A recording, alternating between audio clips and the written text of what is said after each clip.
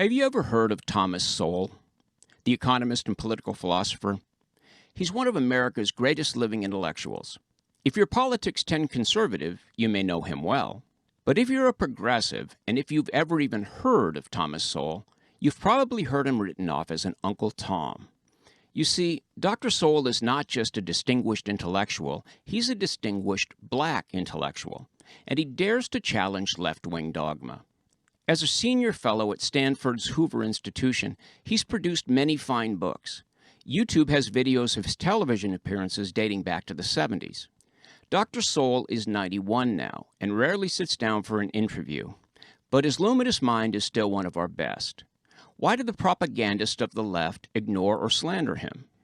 Is he a raving right-winger? Is he a Trump advocate? No. I've listened to many hours of his talks, read his books. I'm not even sure that he's a Republican. Thomas Sowell's sin is that his understanding of the successes and failures of black Americans spans time from the 1930s till today. Sowell succeeded when racism was clearly a greater problem than it is now. Therefore, he has refused to accept the idea that systemic racism requires us to ask something less of black people than we expect from white people. What is systemic racism?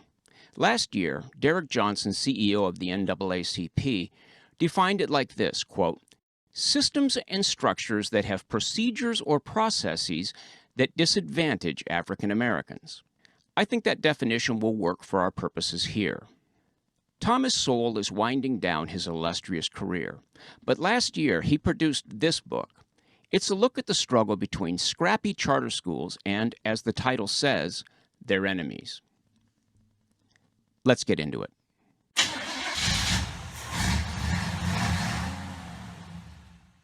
Do you remember this movie? Waiting for Superman hit the theaters in 2010. It did well for a documentary and received critical praise for the most part. The writer and director, Davis Guggenheim, wanted to shine a light on the issue of school choice as offered by charter schools. The film focused on the heartbreaking lottery system faced by mostly black families trying to get their kids out of union-controlled Washington, D.C. public schools and into charter schools. It looked at D.C. Chancellor of Public Schools, Michelle Rhee, and her fight to break the chokehold that the unions have on education. Rhee was forced out amid controversy just as the film was released. She remains an advocate for school choice. According to a study released in July of this year by Wallet Hub, Washington, D.C., our nation's capital, has schools that rank 47th in safety and 34th in quality, for an overall ranking of 44. Where do D.C. schools rank in spending per student? 44th? No. D.C. ranks number 2 for per-student spending. Is there anything that better predicts how a person will do in life than his or her education? Democrats would have us believe that systemic racism is actually the top factor for black Americans. But where is this systemic racism?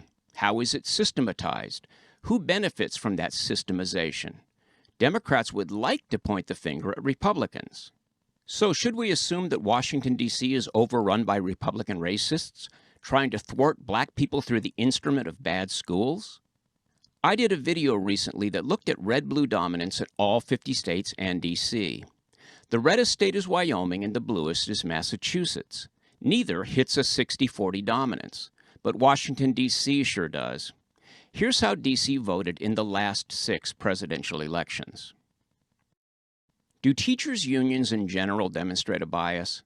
Let's ask Open Secrets, the go-to for tracking campaign funds. There's a symbiotic dance that's been going on for decades at the expense of black Americans. Teachers' unions support and endorse Democrat politicians, and in turn, those politicians support the unions in their never-ending quest to keep competition out of our educational system, to keep charter schools marginalized, to deny parents a viable choice in their children's educations.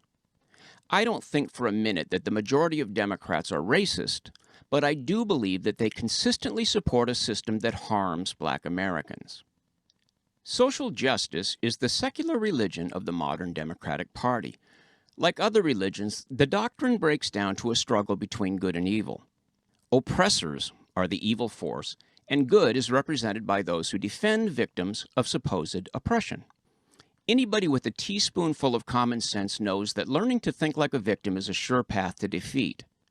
But progressives never stop assigning victim status to those groups for whom they claim to be advocating.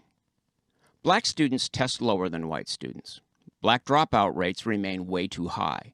Black students are disciplined at greater rates in school. These facts present a problem to progressives that has less to do with the actual issue than with how progressives think of themselves. How to explain low scores, high attrition rates, and bad behavior? One must never suggest that black communities are in any way dropping the ball. That would be blaming the victim. And nobody suggests that black kids are just not smart enough to succeed. This leaves only the standby excuse, racial discrimination. But how can that be? Most public school teachers and administrators are liberal Democrats. Who's doing all of this discriminating? Democrat politicians repeatedly pass bills that lower the standards, which serves to hide the disparities.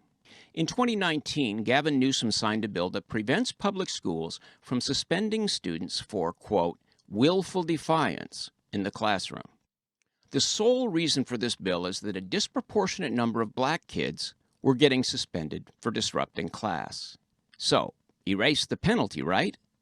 This is a little bit like raising a speed limit because people insist on speeding. Look, we're writing fewer tickets. California's teachers' unions eagerly supported this political sidestep as it protects the members of the unions from charges of racism. Who suffers? The kids who need an orderly classroom in which to learn, and the kids who need to learn how to control themselves. By the way, this bill was almost identical to one vetoed by Jerry Brown, who thought that teachers should make these decisions. Lowering standards sends ill-prepared, undisciplined black kids into the world, where they will have to compete with white and Asian kids whose parents were able to send them to private schools. Maybe not schools as fancy as the Clinton and Obama girls attended, but a hell of a lot better than the union-controlled inner-city public schools. And when young black adults end up in trouble, left-wing politicians scream about the school-to-prison pipeline, systemic racism, which raises the question, whose schools are feeding that pipeline? The scrappy charter schools Dr. Soul writes about have often erased these scholastic issues by raising standards. They have proved that there is nothing either cultural or genetic that will necessarily prevent black inner-city kids from succeeding. Nothing is stopping them really except the systemic interplay between teachers' unions and Democratic politicians. In his book, Dr. Soul talks about how difficult it is to fire a union teacher. In one case, it took 830 days and $313,000 to get rid of just one. He says that schools simply don't have the budget to dump bad teachers. Look, teachers' unions work only for the advantage of their members. Their goal is to make public schools a good place of employment. They're not concerned with the final product, which is, of course, an educated young person. But they are very concerned with competition. If a charter school beats a public school with the same demographic of students and does it for less money, that school must be stopped. Otherwise, union members go down in value, and so too will salaries and perks. We are forever hearing about how tough teachers have it, barely scraping by. But the average salary of an American public school teacher is $63,645. In D.C., teacher salaries average $79,350. Only Massachusetts, California, and New York come in higher. At $83,622, $84,659, and $87,543, respectively. Soul's book focuses primarily on New York. How does that $87,000 salary compare to that of a non-unionized charter school teacher? This is from ZipRecruiter. Looks to me like a savings of about $35,000 a year per teacher. If you ran a teachers' union, what would you do? If you were a politician dependent on union endorsements and donations, what would you do? Are you seeing how even without any conscious racial animus, this dance becomes systemic racism? Harming Black Americans in order to protect the status quo? What exactly was Jim Crow other than that? Look, I'm not suggesting that every charter is fantastic, but I am suggesting that the charters are on the right track, adding discipline and accountability rather than subtracting it. Asking much of a black child is not racist. Asking much is a vote of confidence. Imposing rules is not racism. Rules provide structure and calm and prepare a child for the hard work of learning and succeeding in later life. Why are we accepting that only well-to-do parents are able to choose their child's school? As public schools continue to fail, how is it that we reject the market competition that has improved every other aspect of our lives? How is it that we let Democrat politicians and teachers' unions feather their own nests while our children fail to launch? The talking points against charter schools are well established on the left. They cherry-pick students. They take funding away from traditional public schools. The discipline they impose verges on cruelty. They don't perform any better than traditional public schools. Sowell takes all of these on in his book With Hard Data. But for a quick overview, check out the interview I've linked below.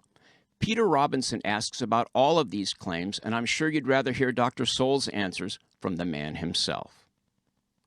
Thanks for your time and for supporting this channel. Thanks for watching. If you like this video, subscribe to our channel and then click the little bell to get notifications.